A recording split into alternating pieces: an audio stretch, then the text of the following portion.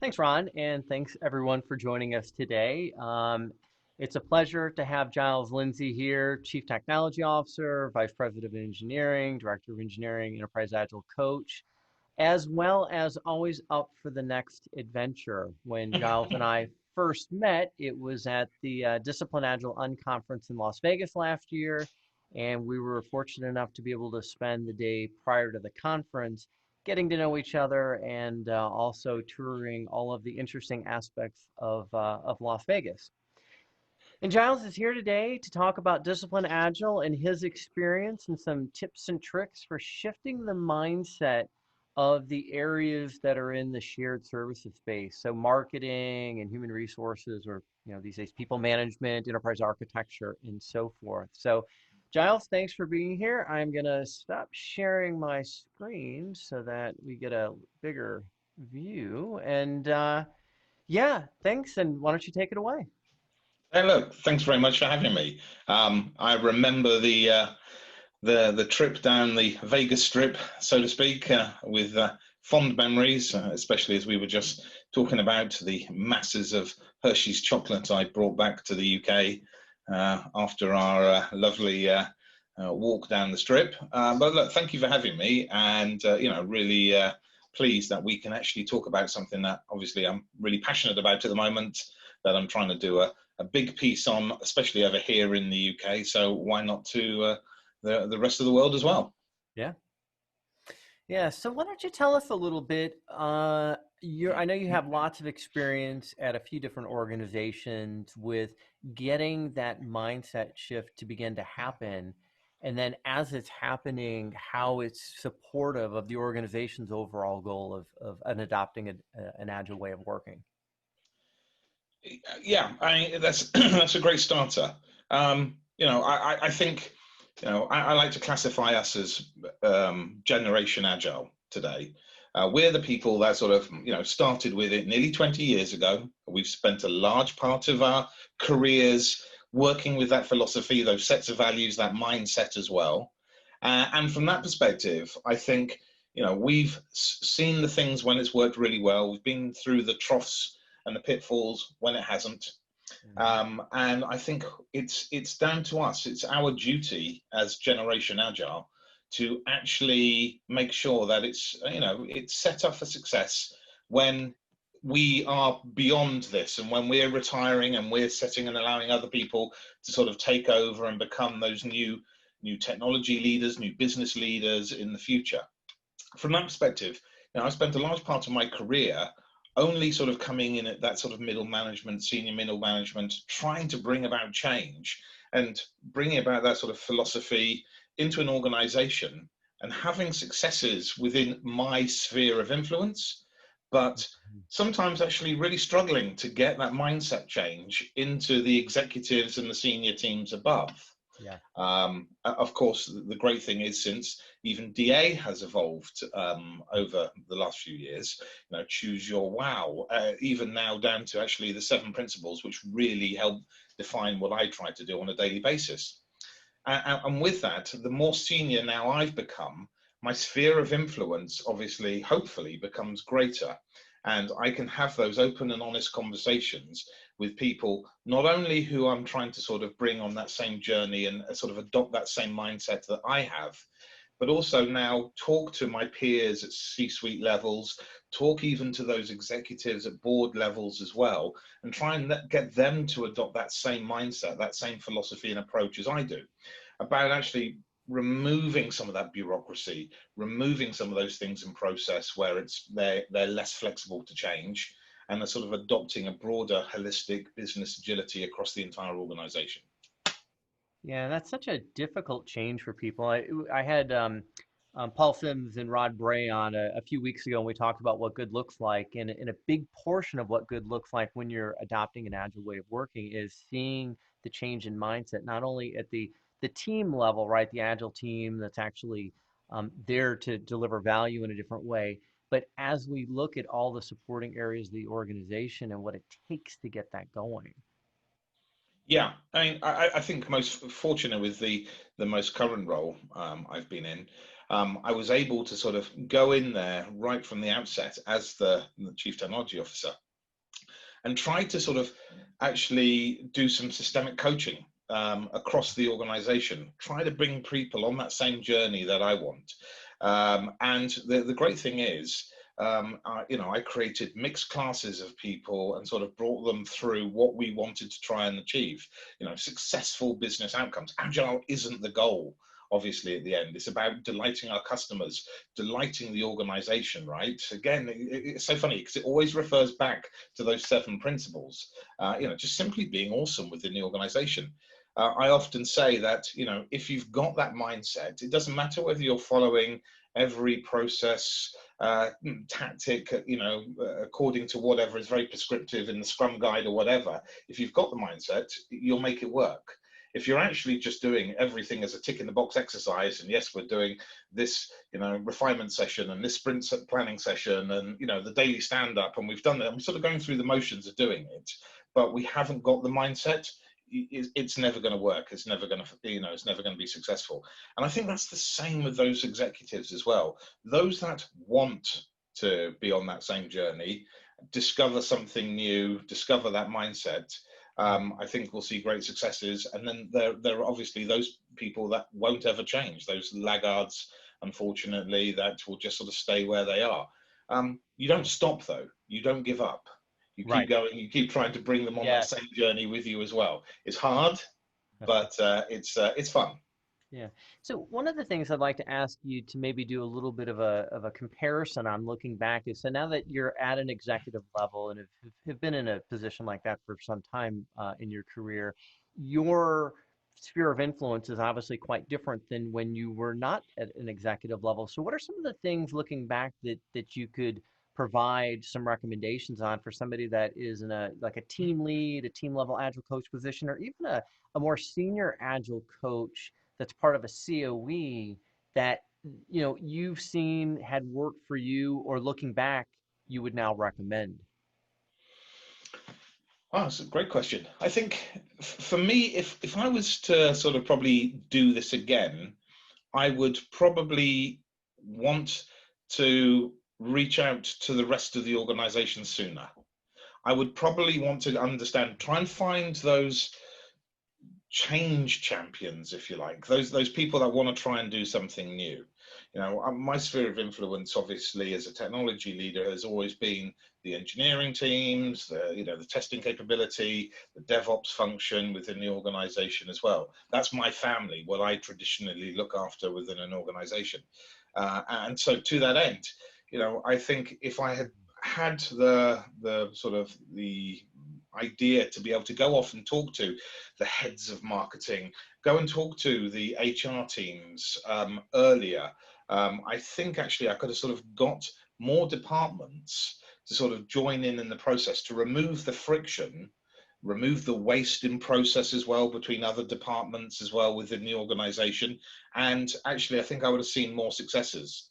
The key to me, actually, I think really getting that first success with DA, several years ago, was the fact I actually had a mentor, a boss, who was the technology leader, the CIO at the time, who literally kind of went on day one, off you go, but Yeah. have fun, and kind of just genuinely let me go and have fun and do it, right? And I sort of became the captain of the ship overnight, and we really turned that ship around. The David Marquet thing, I get it, but we truly did it, and we had great fun. Yeah. Company that had delivered 12 projects in 1 year, delivering over 109 12 months later, just by applying this mindset. No extra members of staff, no new tooling or anything like that at all, just simply bringing about that level of agility. Yeah, and that's I'm glad you really focus in on that point of not waiting. And a lot of times when I've come into organizations and doing an assessment of, current state of the type of progress they're making, there's a lot of focus at the team level. And there's been a lot of focus for sometimes a pretty good span of time at the team level. And there's been no other work in the stakeholder community, in the shared services area, all the things that you shouldn't see your Agile COE, or you shouldn't see Mm. whoever's helping to bring that transformation through an organization, to wait and say, well, we know we need to do some work there, but yeah, that might be next year, or that's more on a roadmap for somewhere down, down the line, where you need to do that really early on and start paving the way for what needs to happen. Yeah, and I think that's absolutely key. I think we've often waited too long.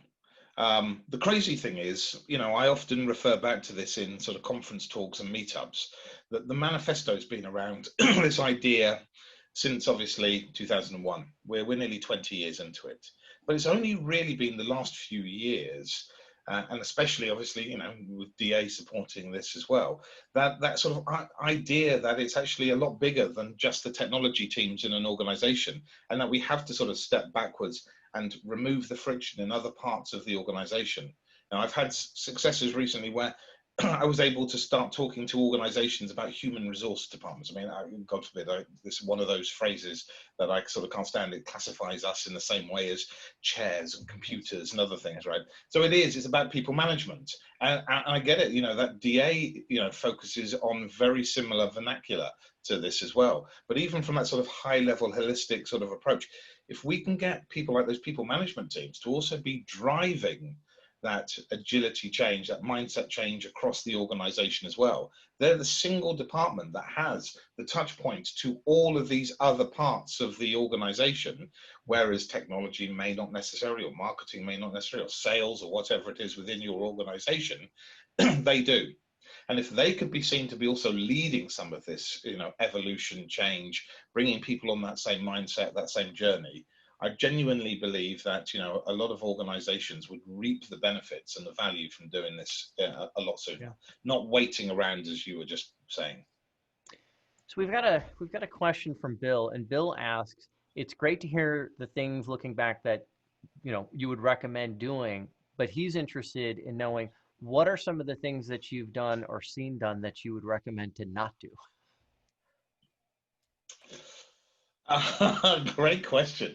If I go back to my own career, I think it would be having not spoken to other parts of the organization, not caring about those other parts of the organization, trying to make simply a success of everything I'm trying to achieve within my sphere of influence, and closing the door on those other departments. Where actually, in fact, I should have probably gone, the door's wide open. Here you go, come in, have that conversation with us, find out what we're doing. How do we actually make things easier and remove that friction for you to your department? How do we supply information? How do we trade that flow of information? How do we do that sort of value stream map to, as again, going, removing that waste in process, making it easier for us to operate together? Because we're still all trying to achieve that same thing, those successful business outcomes, delighting the customer, delighting the organization at the same time.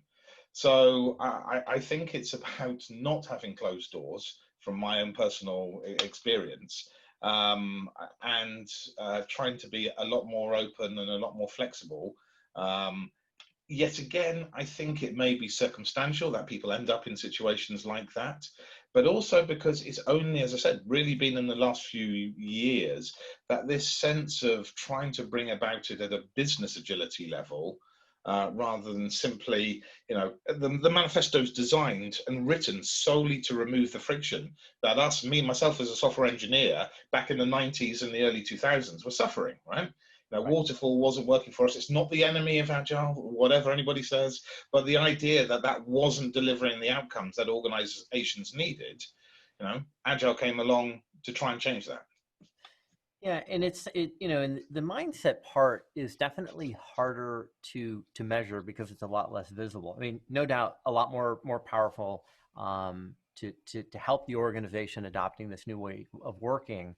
But I mean, tools are pretty easy to see if somebody's using them or not. I mean, it's tools and it's functionality.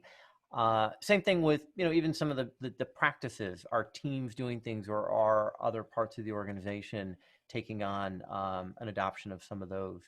But it's again, it's that mindset that is harder to measure and get more of well, it's more of a subjective measure sometimes to see Yeah. how people are kind of changing.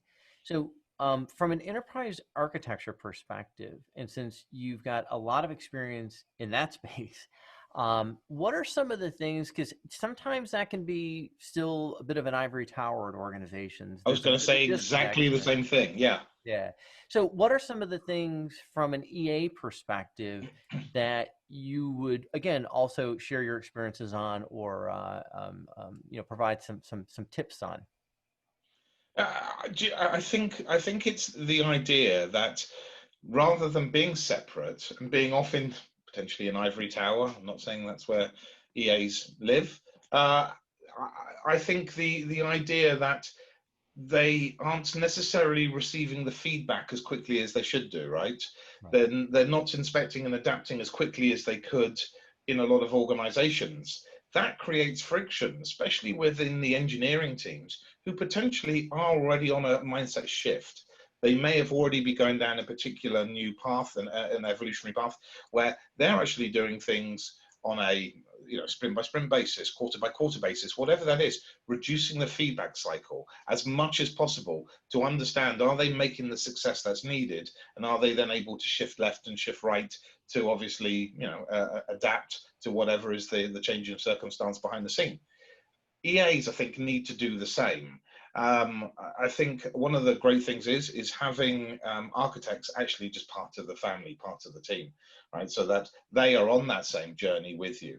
I kind of never like to build a team where it's sort of disparate parts of the sort of technology family in different areas. It's one team, one family together, all trying to sort of work to that same successful outcome of delivering the right thing for the customer, building the right thing at the right cost, at the right speed, with the right people. Yeah. Yeah. So we've got another question from Kevin, and Kevin's also put a few comments in for us to see. And Kevin, yeah, your points are quite good. And the question is there a particular aspect of Discipline Agile that you have found most challenging to implement?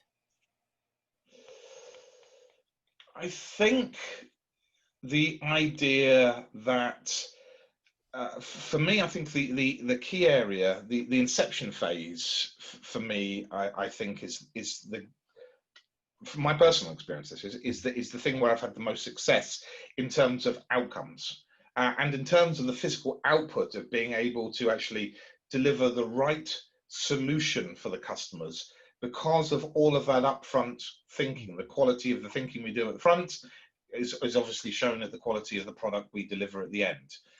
I also think it's probably been the hardest element, setting the goals, understanding the funding, et cetera, behind that inception phase, as opposed to obviously simply just getting stuck in with the development in the construction phase and moving on to anything, with our DevOps family in the transition phase. So I think a mindset shift, even possibly a cultural change to slow down some of the things at the start, so that even some of the engineering teams who may have been doing stuff in a real Kanban process, delivering on a daily cadence if need be, kind of just sometimes slowing that down. Have we actually got the right idea? Have we got the right information to deliver the right outcome? Do we have the funding? Have we got the right team? What do we have to set up? And I think that's probably where I've had the most resistance. Mm-hmm. But once you're over that and you've gone through the coaching and the guiding and taking people through that, I think genuinely people understand and see that going through that perception of a slowdown at the start with the inception phase delivers the right outcomes at the other end. And that was proof in the pudding, going from 12 product releases in 1 year to 109 product releases 12 months later. Yep. Same team, same, tooling, et cetera. But simply that mindset shift of sometimes slowing some of that down to actually be able to deliver. I know it sounds paradoxical, but it is very true. Right.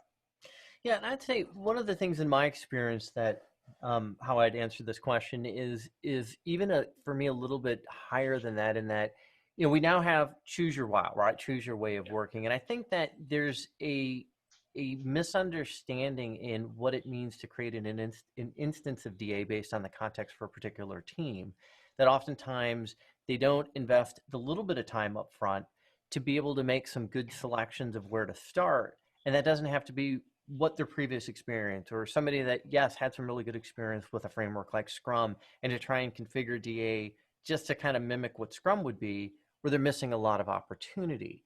And sometimes that's not just the team level itself, it's as it gets some of the other people involved that are going to support that. Again, some of the shared services areas, EA or security and privacy, and some of the other touch points that they've already got historically with supporting a product, that it's a real missed opportunity Yeah. to not do that and get the benefits of why DA is a toolkit, and why it's different.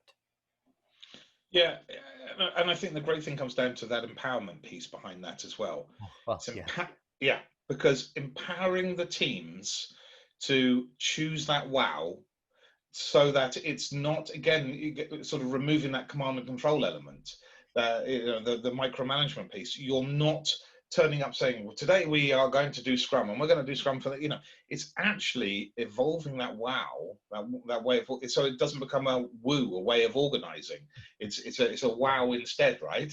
Yeah. And that's the whole thing. Allowing the team to choose that gives them that autonomy, that sense of purpose, allows them to actually own the goal and actually understand what outcome they're trying to achieve, rather than simply one person at the top who's just pointing and telling them what to do on a daily basis. Of course, I started my career like that because I only followed the heads of engineering and the CTOs and the CIOs who were very command and control, who were in that sort of bureaucratic mindset, micromanagement, produce 50-page IT reports for me every week.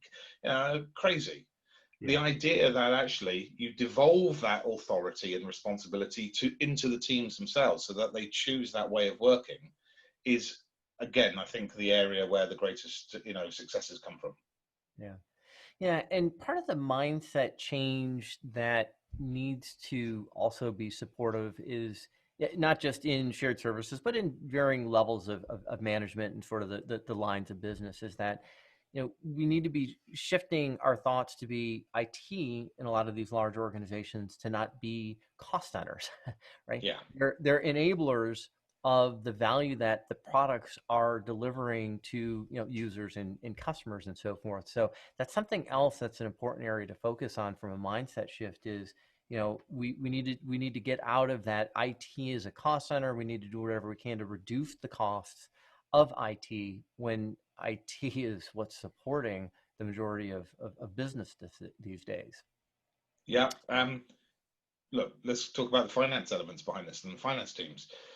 I've spent parts of my career having to put together multi-million-pound budgets. You spend 3 months putting these things together, working with lots of finance professionals. Only then you lock down this amount of money that you've set aside for the team for the year, and of course you've got to deliver everything that has been asked of you for that fixed 12-month period. Of course, you then get into mid-term planning, MTP, halfway through the year, only just to revalidate. It's insanity, because, of course, what you actually deliver at the end of the financial year is nothing about what we actually planned at the start of the year. And for me, one of the things I'm really talking to a lot of people about right now is the idea of, can we actually fund projects instead? And can we actually go on funding programs for a quarter of a year and actually look and examine the outcome of that? And have we actually hit the target, or the delighting a particular customer or part of the organization in a way that allows us either to receive more funding to allow us to go further forward, or do we stop because now it's actually not generating the value? We haven't waited 12 months to understand that. We've waited one quarter of a year. We've reduced the feedback cycle, and we could potentially now reinvest the money from the finance team into another part or another project, Yeah. and do something different. And I think for me, that's a real fundamental shift in what we're trying to achieve as well, which is why it's more than just, obviously, Agile for the technology teams. Yeah. So Suhail asks, it's good to be in that sphere of influence with the executives, but how do you start if our sphere of influence only is limited to our own couple of teams? Um, I think you have to talk to the people you're working with to agree at that way of working, to agree how do we want to operate together as a family. I always bring in that family mindset. I think that's the closest element to it. I have my home life, and then when I'm at work, whether it's now in the new ways of working on lockdown, through COVID, or whether it is going to be back in an office environment as a community, I think it's about agreeing a way of working that's going to allow you to sort of try, fail fast, succeed faster, using the exploratory life cycle to examine some of the things that we want to try and achieve, and doing some of those, successful outcomes. I think it's just a case of talking, communicating, trying new things, without fear of failure. Right? It's not about a case of having to put your head above a parapet and a senior executive putting one between the eyes. It's simply a case of you should be allowed to fail, and allowed then to succeed a lot faster because of it. Yeah, one of the things I'll also add that I like to see happening, especially if you're a team, again, a team member, team level coach, and you do have a somewhat limited sphere of influence, is to invite some of those other stakeholders or some of these other shared services, representatives or points of contact, to things like an iteration review. Like, show them what it's all about. Show them the value of how the stakeholders are able to provide that very fast feedback in a really small time period, right? So Yeah. get them exposed to what an agile way of working really is, to be able to build a bit of excitement, get them to kind of, be more inquisitive about it if they're not, which a lot of times, unfortunately, they're not. But that's something else, is to seek the opportunities where you can invite them, not just to a brown bag or another sort of learning experience, but something that is more real from an execution perspective, is also something that I like to see happen quite a bit. Yeah, that's a great shout. Um, it's certainly, if it's fun and they are actually going to be sort of accepting of being part of that new challenge. Yes. So we are getting very close on time, so I do want to just share my screen and talk a little bit about what we are going to have available from a topic next week. So next week, Auntie Lehman is going to discuss how DA can help organizations as they begin to come out of lockdown. What are some of the things that DA can help with? And this is something that's been coming up more and more. There's been more questions that I'm seeing on some of the webinars we're doing. I get asked this question quite a bit on messages from LinkedIn. Is how can DA help? I know a lot of organizations have had they've sort of dabbled to some respects with adopting an agile way of working in the past, and now that things have changed so much across the world, companies that are going to put money into something like changing their way of working, as well as being able to deliver value again in a different world. What are some of the things that Discipline Agile can offer that will have an impact there? So looking forward to that discussion as well. And Giles, as always, just a pleasure to chat with you on anything, and let alone having you take your time out to do a webinar like this. Very much appreciated. And I'm very appreciative of the fact you asked me, and hope some of the things I've said has been useful to some of the people watching today. Yeah, Thank you. we'll post a recap of the Q&A that we did from a blog entry perspective. And if anyone out there, whether you're with us live today or you're watching this recorded, please remember you can always send us additional questions, and we're happy to put those into a blog or get some Q&A going within the blog that we write for this webinar topic. So thanks again. Hope to see you all next week. Thanks again to you, Giles, and Thanks, everyone. Joshua. Have a good day, a good afternoon, good evening, depending on what time zone that you're in. Thanks very much. Thanks, everyone. We'll see you next time.